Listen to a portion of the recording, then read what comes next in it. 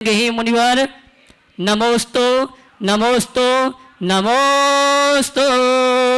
बोले परम पूज्य मनीषी प्रमाण सागर जी महाराज की, मुनिवर श्री संधान सागर जी महाराज की नमोस्तु गुरुवर। चलते हैं आज के संकट समाधान के सत्र को अपन गुरु चरणों में लेकर और उनके चरणों में नमोस्तु पूर्वक पूज्य महाराज श्री जी चेन्नई से सुनील जी जैन साहब पूछ रहे हैं, संयम का पालन किस सीमा तक गृहस्थ कर सकता है?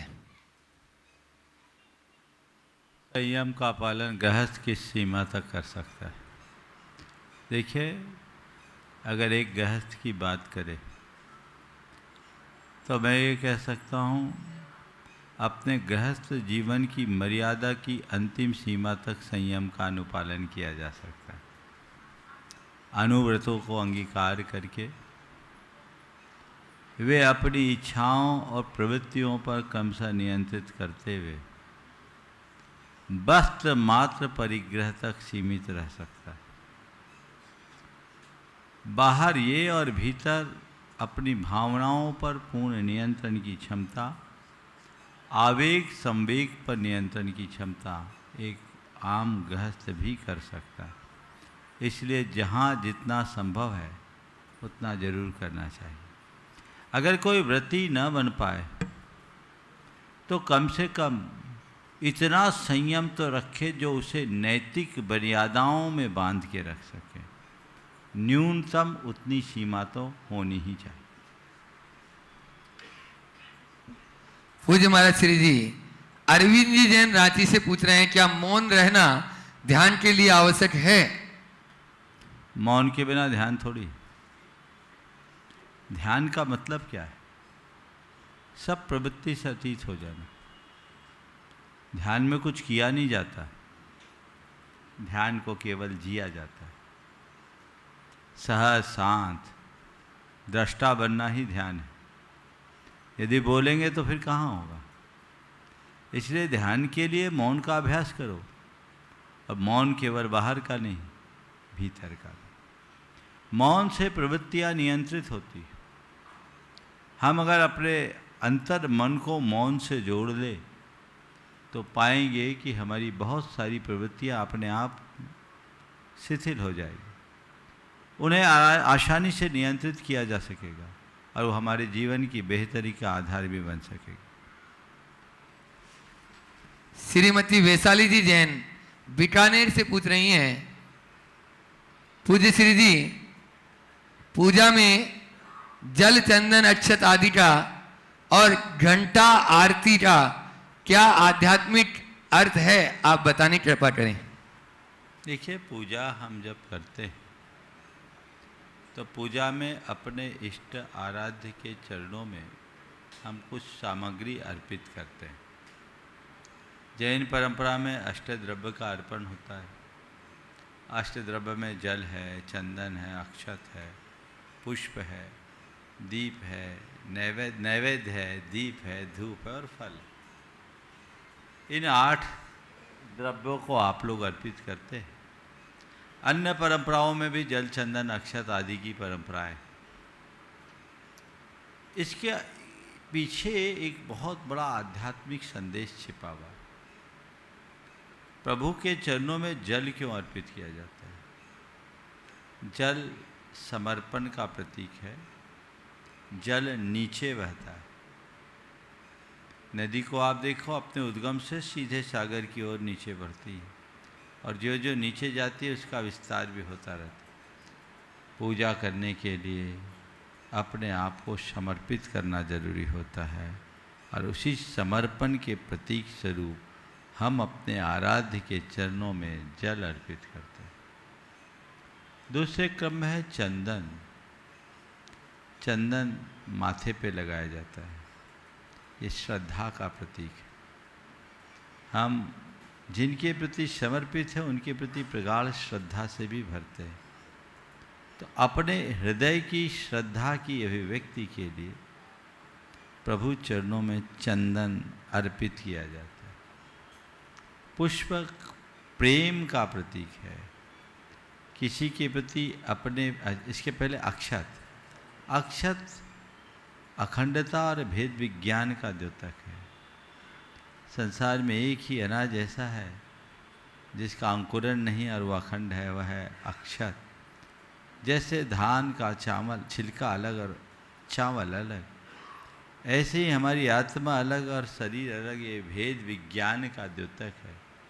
और हम उस भेद विज्ञान को उपलब्ध करने की भावना से प्रभु चरणों में अक्षत अर्पित करते हैं। पुष्प प्रेम का प्रतीक है। जो हमारे इष्ट आराध्य हैं, उपास्य हैं, उनके प्रति अपनी प्रेम की अभिव्यक्ति के लिए पुष्प अर्पित करते हैं। आज भी लोग किसी के बीच अपना प्रेम प्रकट करना चाहें तो उसे फूल की एक कली प्रदान करते हैं। नैवेद्य एक प्रकार के निवेदन का प्रतीक है, जो हमारे प्रेम की मुखर अभिव्यक्ति का द्योतक होता है। जिसके प्रति हमारा प्रेम होता है, हम उसे कुछ देना भी चाहते हैं, उसके प्रतीक स्वरूप नैवेद्य अर्पित होता है। दीप प्रकाश का प्रतीक है। अंदर ज्ञान का प्रकाश हो, अज्ञान का तिमिर हरे, इस बात के प्रतीक स्वरूप दीप अर्पित करते हैं। और धूप सुगंध हमारे सद्गुणों का द्योतक है। जैसे धूप को अग्नि में खेने से धूप जलती है, सुगंध फैलती है। प्रभु आपकी शरण में आने पर मेरे आत्मगुणों की सुगंध फैले, इसलिए हम धूप अर्पित करते हैं। अंत में है फल। हम पूजा कर रहे हैं, इसका हमें कुछ न कुछ फल तो चाहिए।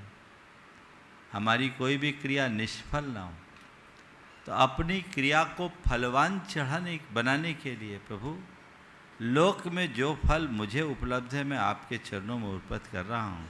आपने जो फल प्राप्त किया, हमें उसका रसपान करा दे। इसलिए मोक्ष फल की कामना से हम फल चढ़ाते हैं। और इन सब का सामुदायिक जो रूप है वह है अर्घ, जो एक भेंट के रूप में अपने इष्ट के चरणों में चढ़ाया जाता है। घंटा, आरती, तिलक, ये सब भी हमारे पूजा के प्रतीक है। घंटा क्यों बजाया जाता है? भगवान को जगाने के लिए नहीं, घंटा बजाया जाता अपने मन को सतर्क और सावधान करने के लिए।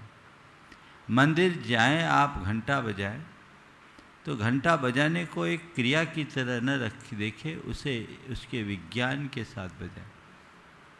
मंदिर की एक श्रृंगार चौकी होती है, उसमें घंटा होता है, और घंटा आप बजाएं तो घंटे की जो ध्वनि है वो सीधे अपने मस्तक पर गिरने दें। जब घंटे की ध्वनि का नाद होता है तो ध्वनि की तरंगे जो हमारे मस्तक पर पड़ती है, उससे सीधे हमारे मस्तिष्क से अल्फा तरंगे उत्पन्न होती हैं, जो हमारे हृदय में एक अलग प्रकार की आनंदानुभूति प्रदान करती है। तो आप मंदिर में घंटा बजाइए, बजाने के बाद कुछ पल के लिए वहीं खड़े रहिए, उस नाद से उत्पन्न ध्वनि की तरंगों को अपने मस्तिष्क पर गिरता हुआ महसूस करें। मन को आनंद से भरे, भाव विशुद्धि से भरे, दोनों हाथ जोड़े, अपने आप को अहो भाव से कहे, अहो आज त्रिलोकीनाथ के दरबार में आने का सौभाग्य मिला। मुझसे सौभाग्यशाली व्यक्ति इस धरती पर और कोई नहीं, जो आज मैं साक्षात भगवान के श्री चरणों में आ रहा हूँ। इस भाव से भगवान को नमन करे, ढोक दे। इसलिए घंटा बजाया जाता है। अपने मन को सजग, सतर्क और सावधान बनाने के प्रतीक स्वरूप घंटा बजाया जाता है। मन की नकारात्मकता को दूर करने के लिए घंटा बजाया जाता है। अपने हृदय में सकारात्मक ऊर्जा का संचार करने के लिए घंटा बजाया जाता है। आरती भी इसका ही एक प्रतीक है, जो प्रभु के प्रति अपने आंतरिक लगाव की अभिव्यक्ति के लिए हो।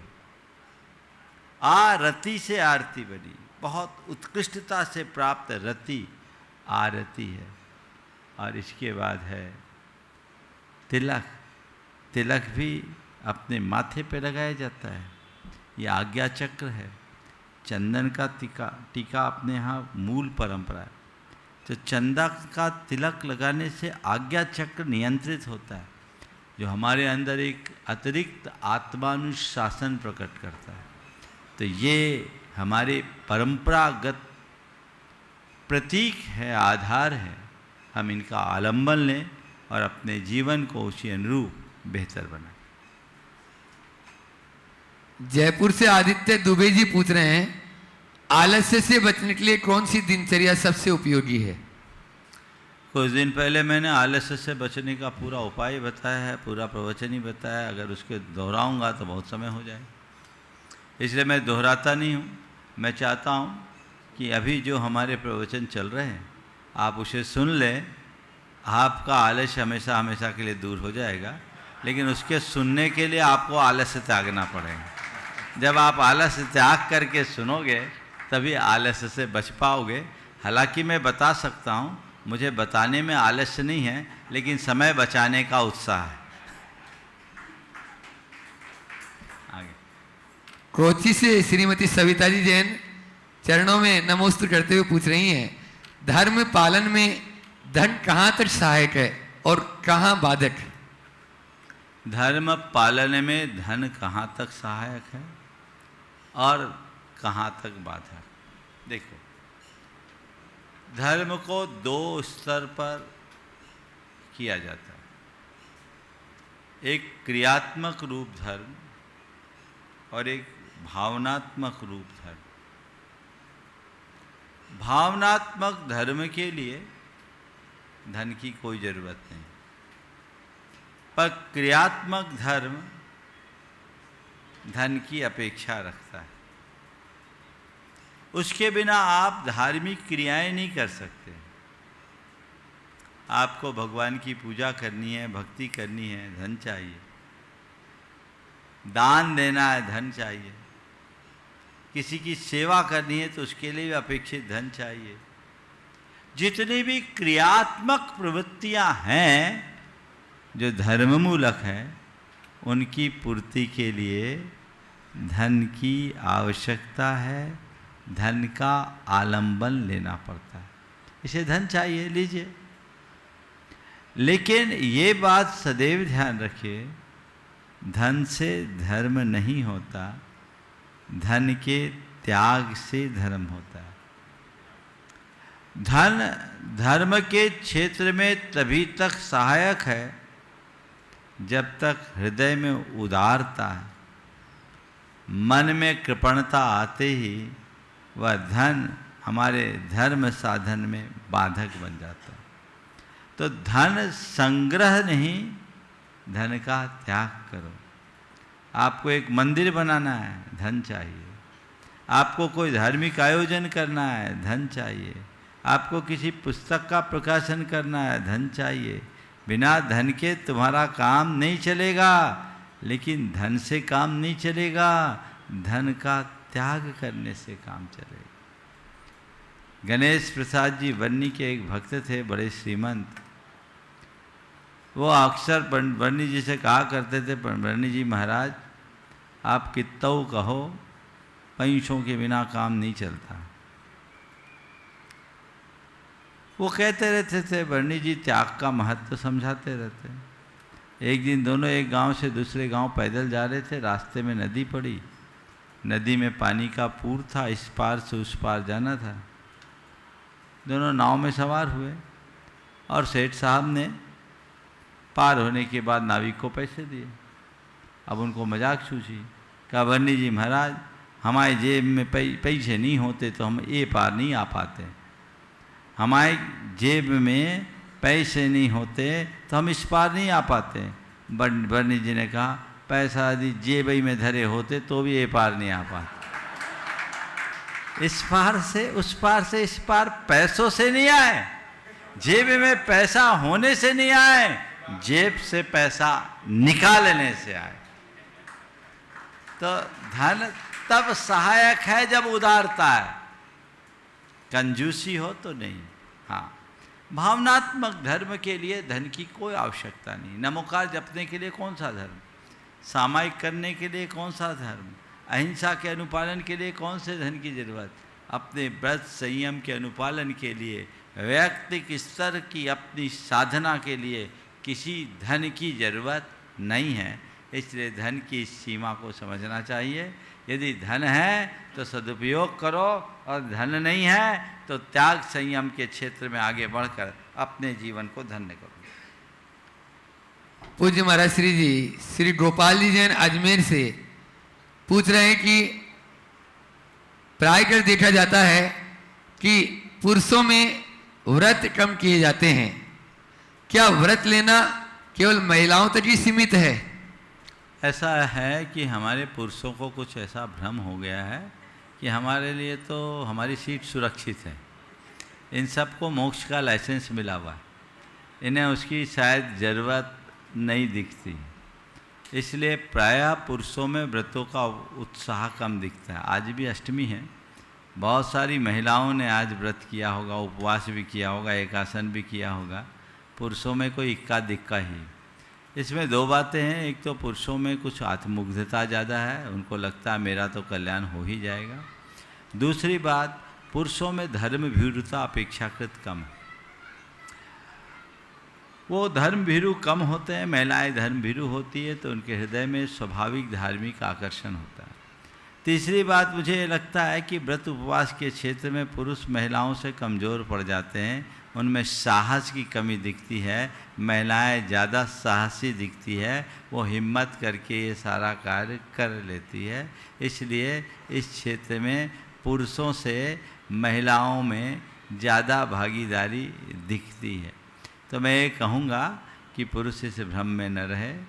आपको भी अपना कल्याण करना है तो मार्ग तो चुनना ही पड़ेगा। आप उत्सोत्साह इस प्रक्रिया को अपनाएं, व्रत संयम के पथ पर चलते हुए अपने जीवन का मार्ग प्रशस्त करें। रायपुर छत्तीसगढ़ से कुमारी निकिता जैन पूछ रही हैं, अंतर्मुख जीवन जीने के लिए पहली सीढ़ी क्या है?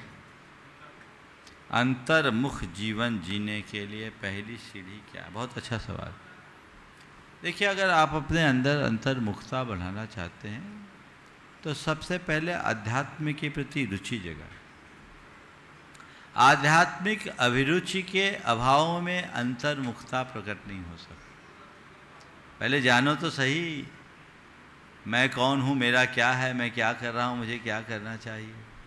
अपने आत्मा के स्वरूप को जानो, ये भ्रम मिटाओ। अपने हृदय में ये बात गहरे स्तर पर बिठा लो कि मैं एक आत्मा हूँ, ज्ञाता दृष्टा चैतन्य स्वरूप आत्मा हूँ।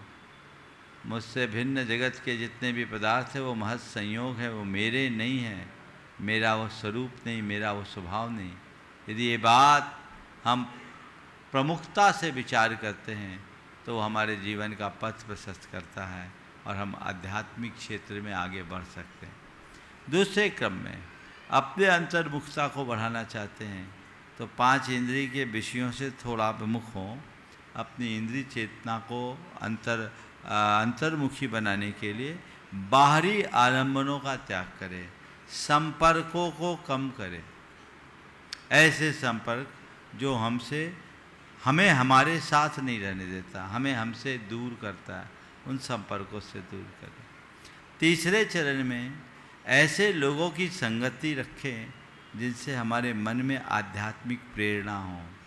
और चौथे चरण में नित्य कुछ देर के लिए आत्मचिंतन करें, सामायिक करें, भावना योग करें।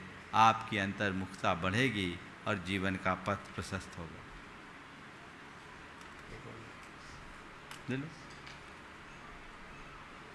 हैदराबाद से श्रीमती ऋतु जी जैन पूछ रही हैं, दर्शन शुद्धि और श्रद्धा में क्या अंतर है? बहुत अच्छा। दर्शन विशुद्धि हमारी श्रद्धा का सबसे निर्मल रूप है।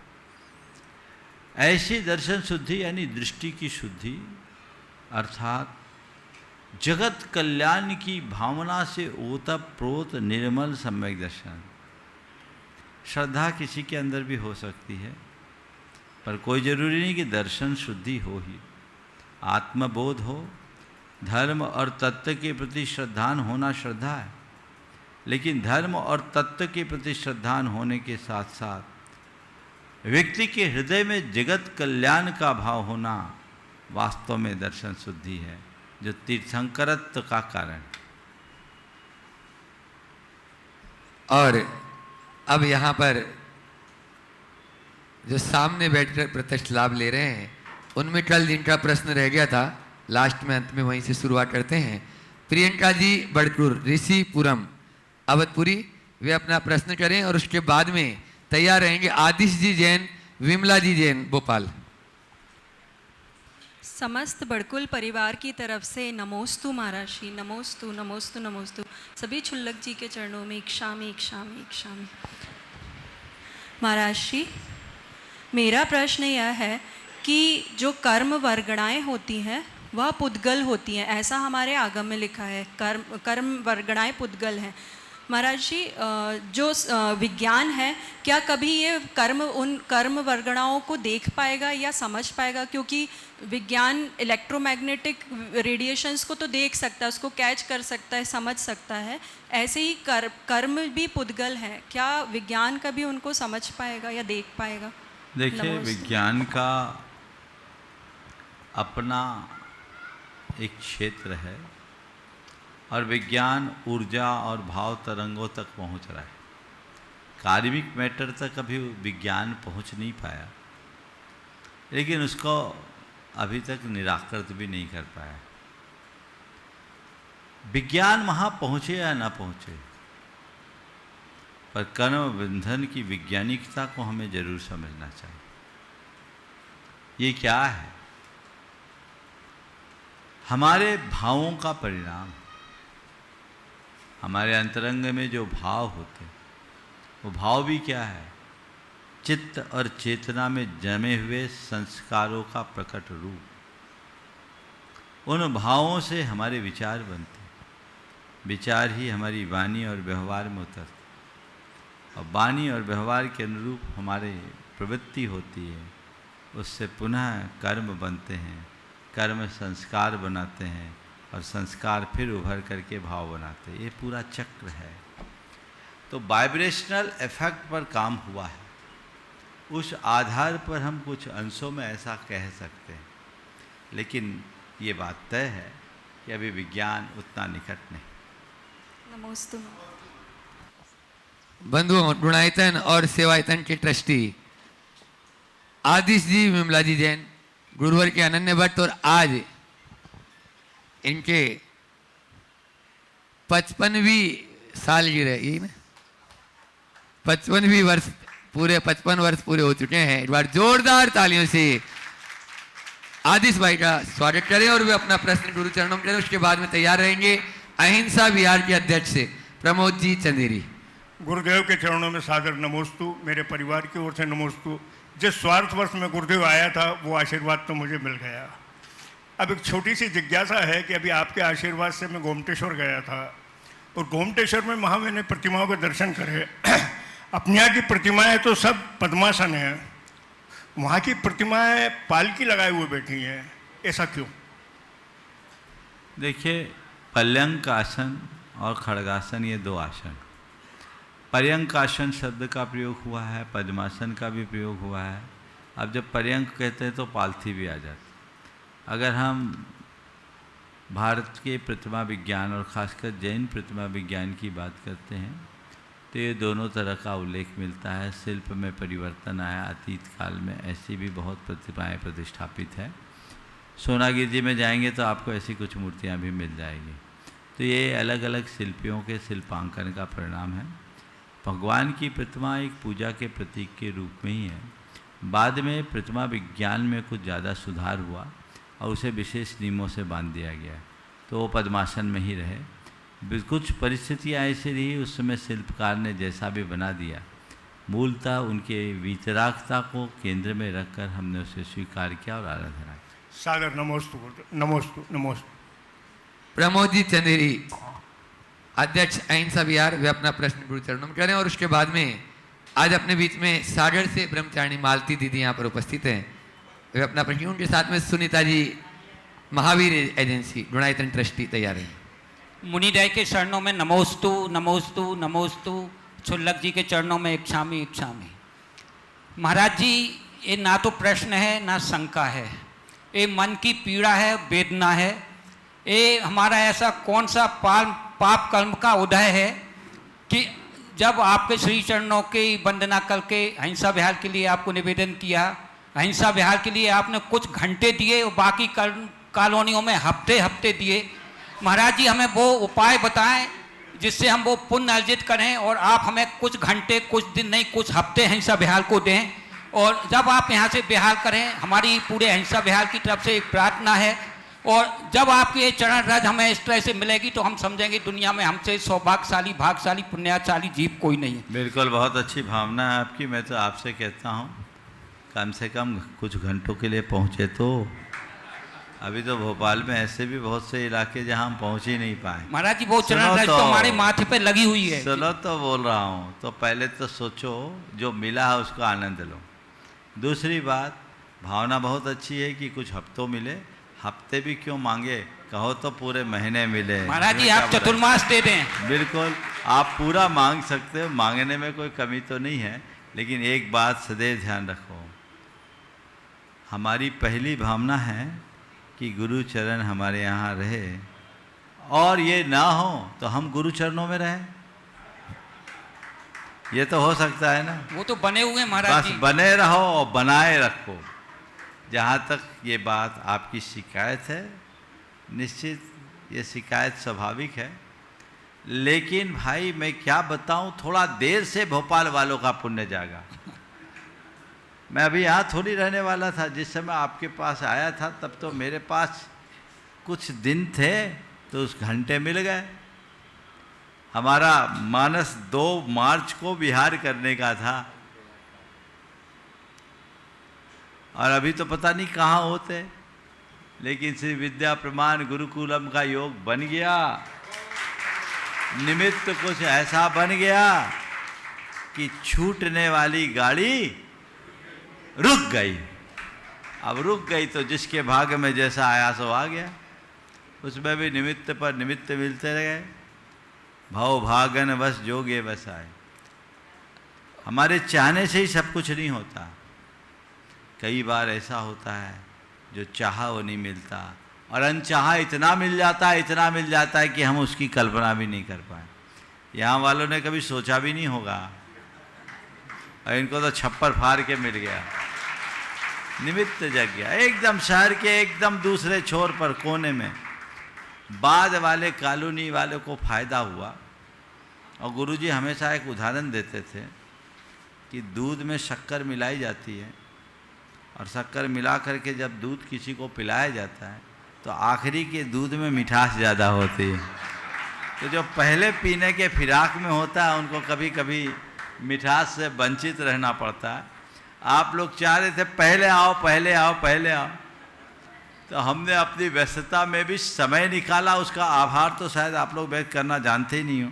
नहीं महाराज जी, बिल्कुल नतमस्तक। हाँ, इतनी व्यस्तता में जब हमारे लिए एक एक दिन भारी था, जिस शेड्यूल से हम निकल रहे थे आप सबको पता है, फिर भी समय निकाला, क्योंकि आप लोगों का अनुराग प्रगाढ़ था, भावना और आग्रह भी प्रबल। आपके यहाँ तो कुछ घंटे मिले, अयोध्यानगर बाईपास तो बाईपास ही हो गया, रात्रि विश्राम भर मिला, उनको मिल नहीं पाया।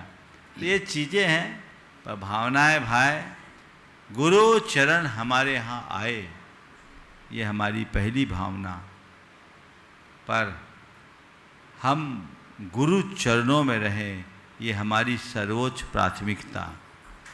महाराज जी, ये प्रैक्टिकल नहीं है कि हम सब जगह रह सके। मैं तुम्हारे लिए नहीं बोल रहा, सबके लिए बोल रहा हूँ।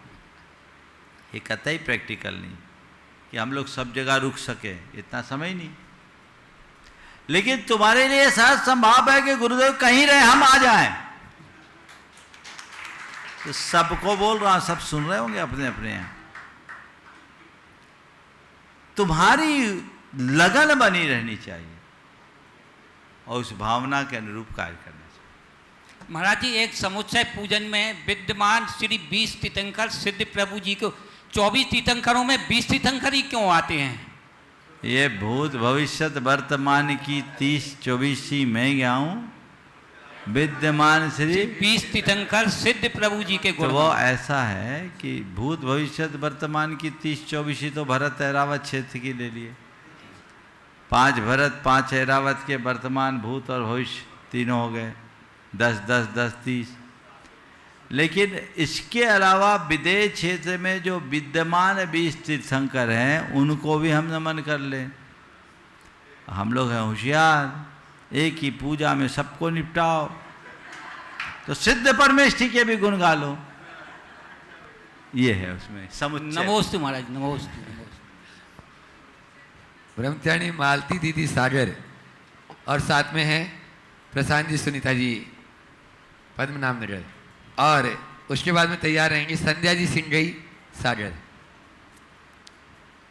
मात्र 4 बातों में विशाल सार को बताने वाले वात्सल्य के धनी मुनि द्वय के चरणों में कोटिशा नमोस्तु, क्षुल्लक गण के चरणों में इच्छा में। मुनिवर, ऐसा देखा जाता है कि साध्य को पाने में साधन की आवश्यकता होती है, चाहे लौकिक हो या पारलौकिक। और जब साधन विपरीत होता है या प्रतिकूल होता है तो साध्य को पाने में कठिनाई होती है। तो ऐसे कौन से मुख्य 4 कारण हैं जो जिसके कारण साधन विपरीत होता है, और ऐसे मुख्य कौन से 4 उपाय हैं जिनके कारण साध्य को हम जिस प्रसाद से हम साध्य को अनुकूल बना सकते हैं? बहुत अच्छा सवाल। विपरीत साधनों का योग कराने वाले कौन से कारण हैं और ऐसे कौन से 4 उपाय हैं जिससे हम साधन अपने अनुकूल प्रतिकूल साधन को अनुकूल बना सकें। प्रतिकूल को अनुकूल बना सके। देखिए, दोनों अलग अलग दिशा है। प्रतिकूल साधन के 4 कारण। सबसे पहला कारण पुण्य की क्षीणता। जब पुण्य क्षीण होता है प्रतिकूल कारण आते हैं। पाप का प्रकोप बढ़ता है, प्रतिकूल कारण आते हैं। प्रयास की अल्पता हमारे लिए अनुकूल साधन नहीं देते, और दिशा विहीनता हमें अनुकूल साधन नहीं दे रहा। पुण्य की क्षीणता, पाप का प्रकोप, प्रयास की अल्पता और दिशाहीनता, ये चारों हमारे जीवन को सही साधन सुलभ नहीं कराते। दूसरा, इसके उलट, अगर साधन सही नहीं है तो भी हम सही साधन के अभाव में भी अपने इष्ट अभिष्ट साध्य को कैसे प्राप्त कर लें, उसके लिए भी 4 कारण हैं। सबसे पहला कारण है प्रगाढ़ पुरुषार्थ, दूसरा है सबल आत्मविश्वास, तीसरा है सकारात्मक दृष्टि, और चौथा है परम पुण्य का योग। ये चारों चीजें जोड़ लो, अल्प साधन में भी शिखर पर पहुंच जाओगे। और यदि पहले की 4 बातें उसमें एक प्रमाद को भी जोड़ दो तो ये 4 बातें पहले की हो तो सर्व साधन होने के बाद भी जमीन पे पड़े रहोगे। इसलिए सही दिशा का चुनाव करो, प्रगाढ़ पुरुषार्थ करो, आत्मविश्वास से भरे रहो, सोच को सकारात्मक बना करके चलो और पुण्य को प्रगाढ़ बनाओ, जीवन आगे बढ़ता जाए। नमोस्त मेरे जी, नमोस्त। संध्या जी सिंगई सागर। हे मेरे वे गुणायतन अपना- प्रेता गुरुवर को नमोस्तु, 180 संदान सागर महाराज जी को नमोस्तु, छुल्लक जी को इच्छामी। हे गुरुवर, दुनिया में हर बात का प्रमाण चाहिए होता है, लेकिन आपकी योग्यता और आपके आचार्य श्री की कृपा से आपको समाज के बीच प्रमाण के रूप में प्रस्तुत कर दिया। गुरुदेव, हमारे यहाँ प्रमाण और नय की बात होती है। ये प्रमाण और नय की व्यवस्था क्या धर्म तक ही सीमित है या फिर संसार के क्रियाकलापों में भी, काम की भी कृपया उदाहरण से समझाने की कृपा करो। हे गुरुवर, हमारी शंका का समाधान कीजिए। प्रश्न कहाँ से खोज के लाई? अगर मैं इसका प्रमाण पूछ लूँ तो कहीं उलझ न जाओ। देखो, प्रमाण और नय ये जैन परंपरा के 2 विशिष्ट पारिभाषिक शब्द हैं। प्रमाण तो न केवल जैन परंपरा के अपितु भारतीय दर्शनों का एक मूल शब्द है। प्रमाण के माध्यम से तत्वों की मीमांसा होती है। प्रमाण यानी ज्ञान, यथार्थ ज्ञान, सम्यक ज्ञान, बोलचाल के शब्दों में कहूं तो सही ज्ञान। जो सही ज्ञान है वो प्रमाण है और प्रमाण से ही कल्याण है। न प्रमाण के द्वारा ज्ञात पदार्थ के एकांश ज्ञान का नाम है। हम किसी वस्तु या व्यक्ति को जब जानते हैं तो एक साथ समग्रता से जाने लेते हैं। ये ज्ञान है जो प्रमाण है। पर उसके बारे में जब हमें उसे बताना होता है तो उसे कई टुकड़ों में बांटना होता है और वह सब टुकड़े उससे ही संबद्ध होते हैं। ये नए हैं जो प्रमाण का अंश है। दोनों को अगर एक एक शब्दों में हम परिभाषित करें तो कह सकते हैं प्रमाण यानी दृष्टि और नए यानी दृष्टिकोण। दृष्टि और दृष्टिकोण में जो अंतर है वही प्रमाण और नए में है। जहाँ तक हमारे जीवन व्यवहार में प्रमाण और नयों की बात है, हम रोज़ इनका प्रयोग करते हैं। हम जो जानते हैं वो प्रमाण है और जो हम बताते हैं वह सब नयाश्रित है। नए हमारे वचन व्यवहार का आधार है। नयों के आलम्बन से ही वचन व्यवहार होता है। जब हम बोलते हैं उस समय हमारे मानस में सब कुछ होता है, लेकिन हम किसी को मुख्य रखते हैं, किसी को गौण करते हैं। जो हमारे मुख से उच्चारित हो जाता है वो मुख्य होता है, जो अनुच्चारित रह जाता है वो गौण हो जाता है। किसी वस्तु के बारे में, जैसे इस पेन को मैं देख रहा हूँ, एक बार में पूरा पेन मेरे देखने में आ रहा है, ये पेन संबंधी ज्ञान है, ये प्रमाण है, ठीक है। लेकिन अब मुझे इस पेन के बारे में आपको बताना है तो मैं कैसे बताऊंगा? मेरे पास ऐसा कोई शब्द नहीं जो एक ही बार में इस पेन के बारे में सब कुछ बता दे। तो मुझे इस पेन के कई खंड करने पड़ेंगे। अगर मैं इस पेन के रंग को प्रमुखता दूं तो मैं सबसे पहले कहूँगा ये पेन है जो हरे रंग का है। इसकी स्याही को प्रमुखता दूं तो मैं कहूँगा ये पेन है जो नीले रंग का है।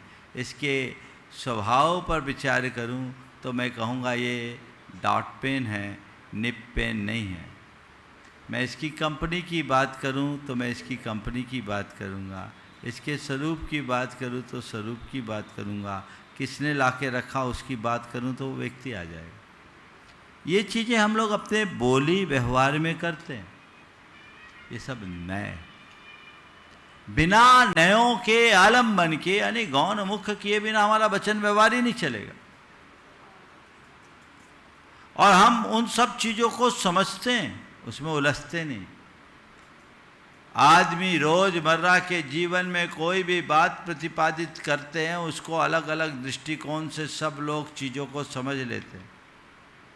झगड़े होते हैं जब तात्विक बातों पर चर्चा आती, तत्व की मीमांसा होती, वहाँ ज़्यादा बातें होती, तो उनकी सिद्धि के लिए हमारे ग्रंथों में उनकी विवेचना की गई। पूरा न्याय शास्त्र का विस्तार इसी के लिए हुआ। तो वहाँ चूँकि अपने अपने मतों की स्थापना का सवाल था, व्यवहार में इसकी ज़रूरत नहीं पड़ती। व्यवहार में भी जब हमें अपनी कोई बात वजनदारी से स्थापित करनी होती तो हम उसके लिए अपने तर्कों को रखते हैं। तो तर्क भी एक प्रकार से उस बात के पूरक होने का माध्यम बनता है जो नहीं, ऐसा समझना चाहिए। ओस्त गुरु। माइक मंच पर क्षुल्लक सुबट सागर जी तक आए, उससे पूर्व बंधुओं, इस विद्या प्रमाण श्री विद्या प्रमाण गुरुकुलम जिसके निमित्त से गुरु के चरण यहाँ पर रुक गए और उसमें बहुत से लोग मिलजुल कर कंधे से कंधा मिलाकर आगे बढ़ा रहे हैं, उस कार्य को अंजाम दे रहे हैं। और उसमें अभी यहाँ पर उपस्थित है रचना जी पारट और अनुभव जी सराफ, एक बार जोरदार ताली बजा दीजिए इनके उत्साहवर्धन के लिए। और वो अपनी बात भी गुरु चरणों में रखेगी और आगे क्या करना चाह रहे हैं उस बात को भी आप तक पहुंचाएंगे। रचना जी पारट और अनुभव जी सराफ, श्री विद्या प्रमाण गुरुकुलम। गुरुवर, आपके चरणों में कोटि कोटि वंदन। आपकी प्रेरणा से और आपके आशीर्वाद से मैं ये बोलना चाहूँगी गुरुवर कि हमारे विद्या प्रमाण गुरुकुलम के बच्चों के आगमन के लिए ज़ोर शोर से तैयारियां चल रही हैं। 13, 14, 15 और 16 जून को हमारे पूरे बच्चे यहाँ पर हॉस्टल में आके रहना शुरू करेंगे। सेज स्कूल में उनकी तैयारी तो चल ही रही है और अभी से ही उनकी 6th और 7th के छोटे बच्चों को हॉलीडे होमवर्क के रूप में जोड़े हुए हैं और जो 11th, 12th और CA फाउंडेशन के बच्चे हैं वो प्रतिदिन 4 घंटे के अनुसार ऑनलाइन क्लास में पढ़ रहे हैं और वो हर दिन आपको याद करके और बहुत बहुत बहुत ज़्यादा आनंदित होते हैं कि हमें इतना बड़ा अवसर मिला। साथ ही साथ गुरुवर, आपने ये जो अपना विद्यासागर इंस्टीट्यूट ऑफ मैनेजमेंट है इसको वापस जीवंत करने के लिए जो योजना सोची है, जिसमें अपने जैन समाज के बच्चे और अन्य बच्चे भी MBA का जो प्रोग्राम आपने, जिसकी रूपरेखा हम सबके सामने रखी कि हम बच्चों को स्किल इम्प्रूव कर पाएँ, ये आपका ही विजन है कि अपनी स्किल के बेसिस पे हमारे जैन समाज के बच्चे जब जॉब इंडस्ट्री में निकलें तो लोग उन्हें लेना पसंद करें, उन्हें किसी के सामने हाथ ना फैलाने हों। तो उस प्रोग्राम का बहुत अच्छा रिस्पांस हमको मिल रहा है। हमारे पास रोज़ प्रविष्टियाँ आ रही हैं और 60 सीट हैं हमारे पास। तो हमारी पूरी कोशिश है कि हम अच्छे बच्चों का चयन करें, क्योंकि उनको MBA की पढ़ाई के साथ जो मिलने वाला है वो है कि वो CA, CS और लॉ फर्म्स में पूरी 2 साल की इंटर्नशिप करेंगे और अपने प्रैक्टिकल ट्रेनिंग से वो बहुत खुद ही इतने सशक्त हो जाएंगे कि उनको अच्छे जॉब मिल सकें। तो हमें काफ़ी इसमें सभी से काफ़ी अच्छा। इसका थोड़ा डिटेल बता दो जी। मैं महाराज जी ये बोलना चाहूँगी कि ग्रेजुएशन के बाद जो बच्चे आगे अपनी पढ़ाई करना चाहते हैं तो हमारे जो विद्यासागर इंस्टीट्यूट है यहाँ पर बरकतुल्लाह यूनिवर्सिटी के थ्रू वो MBA प्रोग्राम में एनरोल होंगे। उस MBA प्रोग्राम में उन्हें 3 प्रकार की ट्रेनिंग मिलेगी। एक तो कॉलेज से जो MBA के सब्जेक्ट होते हैं उनकी पढ़ाई तो वो करेंगे ही, साथ ही साथ वो पूरे 2 साल CA, CS और लॉ फर्म्स में ट्रेनिंग करेंगे। इस ट्रेनिंग में प्रति माह उनको जो स्टाइपेंड मिलेगा, पेमेंट मिलेगा, उससे जितना वो शुरू में फ़ीस देंगे वो पूरी ही उनको कैशबैक हो जाएगी।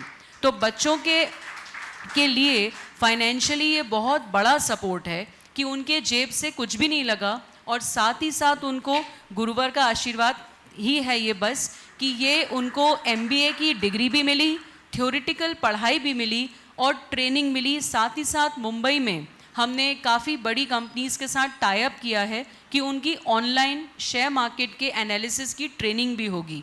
तो ये 3 प्रकार की पढ़ाई से वो 101% एक अच्छा जॉब पा सकेंगे। आज की डेट में MBA करके साधारण कॉलेज से सत्य ये है कि बच्चे को 10 से 15 हज़ार के ऊपर का जॉब नहीं मिलता, वो उसके लिए भी स्ट्रगल करता है। बट ये जिस तरह का MBA क्रिएट हो रहा है और बच्चे इसमें, अपने जैन समाज के बच्चे वैसे भी बहुत मेहनती होते हैं, तो इसके बाद वो 3 से 5 लाख के स्टार्टिंग जॉब में आ सकेंगे और इसमें उनकी जेब से कुछ नहीं लगा है। ये बहुत ही बड़ी एक बात है और गुरुवार का ये विज़न है कि वो हर नए प्रोग्राम को बहुत सुनते हैं, उसमें सजेशन देते हैं, चेंज करवाते हैं और उन्हीं की प्रेरणा से हम इतना बड़ा, इतने लोगों को कोऑर्डिनेट कर पाएँ। यूनिवर्सिटी का प्रोग्राम, फिर ट्रेनिंग वाले लोगों को कोऑर्डिनेट करना, ऑनलाइन ट्रेनिंग कोऑर्डिनेट करना और फ्यूचर में हमारे जैन समाज के जो अच्छे प्रतिष्ठित लोग हैं वो ऑलरेडी कहने लगे हैं कि तुम इन बच्चों को तैयार करो, हम इन्हें जॉब देंगे। तो ये सब गुरुवर की प्रेरणा से ही है। बहुत ही बड़ा ये प्रोग्राम है। और MBA के साथ साथ विद्यासागर इंस्टीट्यूट में BCom और BBA भी होता है, उसकी भी सीट्स हैं। तो मैंने अपने जैन समाज के और अदर बच्चों को भी बहुत आह्वान किया है कि आप यहाँ ज़रूर आएँ, क्योंकि नॉर्मल BCom भी जब बच्चा करता है तो आप सभी जानते हैं वो सिर्फ कॉलेज आता जाता है, बट हमने वो जो ट्रेनिंग है वो BCom में भी स्टार्ट की है। सो BCom में भी उसको पेड इंटर्नशिप मिलेगी और जितनी उसकी फ़ीस है उससे 3 गुना उसको वापस मिलेगा। और बात सिर्फ पैसे की नहीं है, बात यह है कि ये जो समय है, सही समय पे ट्रेनिंग बच्चे का जीवन की दिशा को दशा में बदल सकती है। तो वो बहुत ही अच्छी दिशा है, सब गुरुवर की प्रेरणा से है, वरना इतने आइडियाज़ हम लोग तो नहीं सोच पाते, सब गुरुवर की प्रेरणा से। आपको बहुत बहुत बहुत बहुत नमोस्तु गुरुवर। मैं तो चाहूँगा एक बार जोरदार करताल ध्वनि से इन लोगों का अभिनंदन करें। श्री विद्या प्रमाण गुरुकुलम और विद्यासागर इंस्टीट्यूट, ये गुणायतन के साथ जुड़ी हुई पूरी टीम बहुत तत्परता से अपने सारे उपक्रमों को अंजाम दे रही है। सभी लोग रात दिन एक करके इस कार्य को संपन्न करने में लगे हैं। ये एक बहुत अच्छी पहल है, ये संदेश पूरे देश में पहुंचाना चाहिए। और हमारे समाज के जितने भी बच्चे हैं जिन्हें किसी भी तरह से इस जॉब की आवश्यकता है और जो MBA या BBA करके BCom करके अपने जीवन में अपने कौशल को विकसित करना चाहते हैं, उन्हें ये मौका है। ज़रूर वे आए, लाभ लें और कोशिश करें इसमें भी हमारे समाज के अधिक लोग सम्मिलित हो सके। BBA और BCom में कितनी सीट है? 130 है।